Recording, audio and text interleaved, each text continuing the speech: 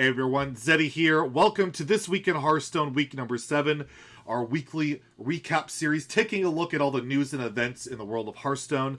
And today's top story, we are going to dive right in to, well, basically everyone's pissed off at Blizzard. This Forbidden Library event that's occurred over the last 3 weeks has just created an uproar within, like, the Hearthstone community, whether it be on Reddit, Twitter, all sorts of social media. And what really set it off, besides the Jaina portrait last week, which we covered, which people were just really not happy about and are still not really thrilled about, was the heroic Brawl came out this week.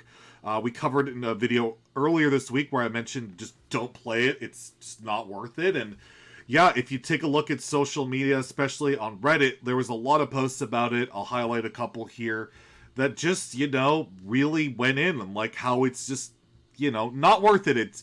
It creates this expectation that you're going to win a bunch of stuff, but in reality, you're going to end up losing. And it just felt bad. Like, this whole event we had, this entire event was based around giving Blizzard money effectively. We got, if you take a look at the net of everything from this event, we got +1 free mage pack. We got +1 solo content. It's a bit of the worst adventure content we've ever had. And that was it. And then we got -1 Tavern Brawl pack. And then, of course, yeah, you could buy the Tavern Pass so you could play with the heroes early in BGs. You could buy the Wild Bundle. You can buy the Jaina Portrait. Or you could spend 1,000 gold or spend money on the Brawlesium or buy a card back. And yeah, the event is basically just buy a lot of stuff. And a lot of it was really, really underwhelming. Like the Brawlesium.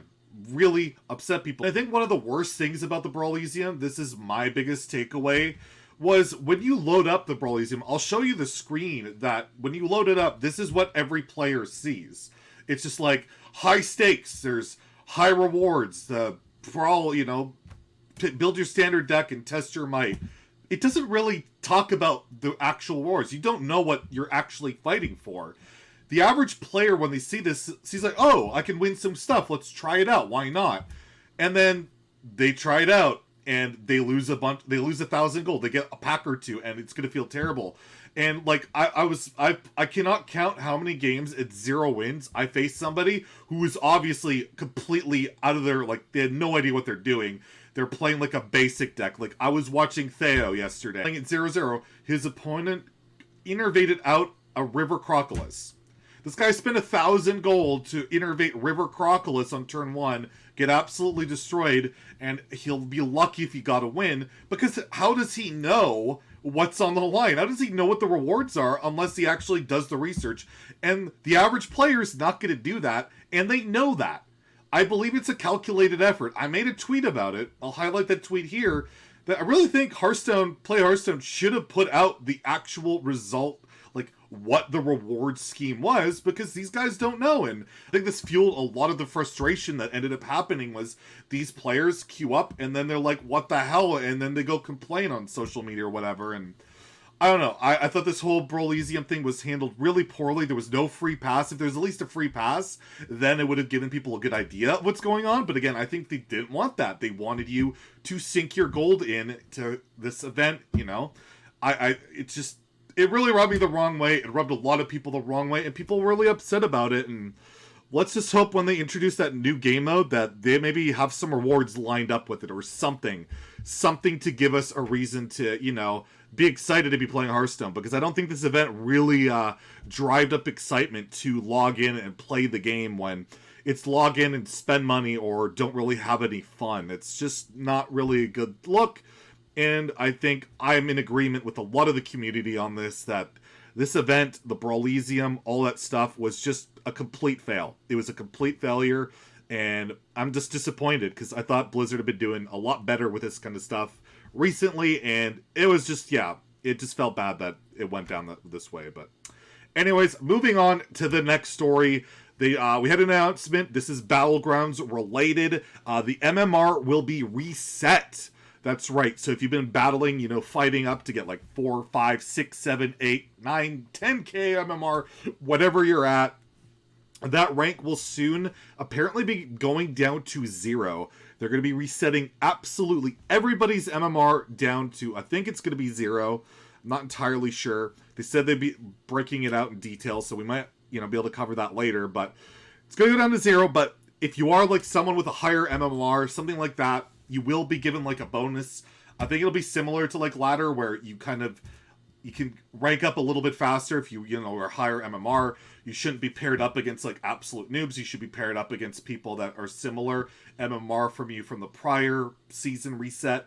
I think it'll function similarly to ladder, so you'll see the same people rise up to the leaderboards quite quickly. So I think that's good, and yeah, it gives people, it makes them feel like they have a chance to maybe catch up to these players, since, if you're just starting out at 4,000 MMR, good luck ever catching these guys at like 13, 14, 15,000 MMR. It's beyond a grind, so maybe that'll help alleviate that, and I think that's cool.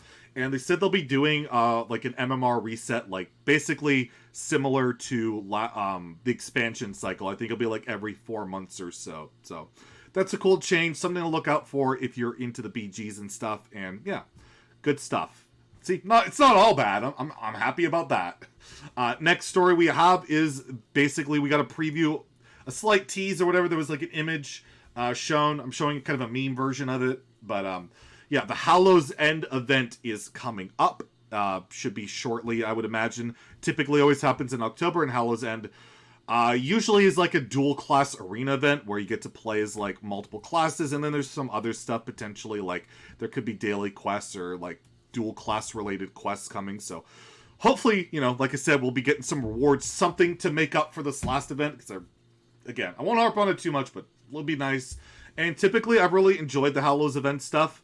I think the first time we ever had that, where we had the dual class arena, I loved it. It was super fun. You could get like multiple death knights like from different classes, and the last couple of times we've seen like dual class arena, I haven't been super keen on it because the neutral cards were in there so much that you would draft like, oh cool, I got druid and mage, and then you drafted like 3 class cards, and it's like, well, what was the point of that? So hopefully it'll be a little bit more scaled towards like actual class cards, but we'll have to wait and see. But something to look forward to. I always enjoy that kind of stuff. Next, we'll take a look at our weekly meta update in both standard and wild, taking a look at what decks have been like thriving and all that. So standard, we're seeing not too much change. Mage is still very popular. Druid, again, very popular. You're seeing a lot of Face Hunter popping up. You've seen Highlander pop up a little bit more. Turtle Mage still prevalent. Soul Demon Hunter is one of the more popular decks as well. The deck I really wanted to highlight that's really been took over the heroic Brawl and then really picked up on regular ladder is Libroom Paladin. It's built around, it's like the Libroom Paladin, but it's not pure. You have animated broomstick in there to give you minions rush, but it's also built around Penflinger. And Penflinger with 0 mana Libroom of Wisdoms can just deal an insane amount of damage over and over and over. So basically your deck's built around the usual Libroom stuff, you're healing up, you're building taunts. But yeah, your win condition's more about playing a bunch of Penflingers and all of that. And the deck has done very well, and is seeing a lot of success. I'm highlighting a list here, it's a variant of it that got rank 2 legend. So yeah, the deck's really picking up, and if you want to try out some Paladin, some Libroom Paladin, it's definitely a fun deck to give a go. And in Wild, yeah, there's not a ton of change. It's, a lot of Reno Priest, Quest Mage, Kingsbane Rogue, Disco Lock, all that kind of stuff. But the two decks I wanted to highlight that have kind of picked up a little bit. One is Odd Paladin. It's an old classic coming back. One of the cards that's really put Odd Paladin over the top is Blessing of Authority. It's that 5 mana spell that you give a minion +8/+8. It can't go face that turn, but yeah, you get just a 1/1 turning into an 8/8. It's just ridiculous, and it's made a lot of matchups, like say against Druid, where they just lose to Plague pretty hard. Well, they have a giant minion that's really hard to deal with, and Seeds is pretty off. Like it's done a really good job, and Odd Paladin has definitely done a lot of good work. And another deck that's doing pretty well is Galakrond Warrior mixed with like Bomb Warrior stuff. It shuts off like the Highlander Priest decks. It can fight on board. I think someone hit rank 2 or rank 1 legend with it, highlighting that list as well.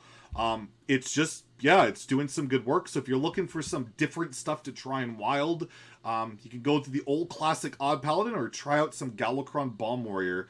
They're definitely doing some good work. Lastly, we'll take a look at the Grand Masters results from this week. They were continuing their round robin play, and the results or the standings for each region are as follows. So on North America, we have Muzzy now on top with 4 wins in Division A, with Eddie and No Hands Gamer following closely behind. In Division B, ETC retains his lead from last week, with Briarthorn and Zalay not far off in second and third. In EU, we have RDU continuing his lead from last week with 4 wins. He is currently ahead of X Blyes and Casey.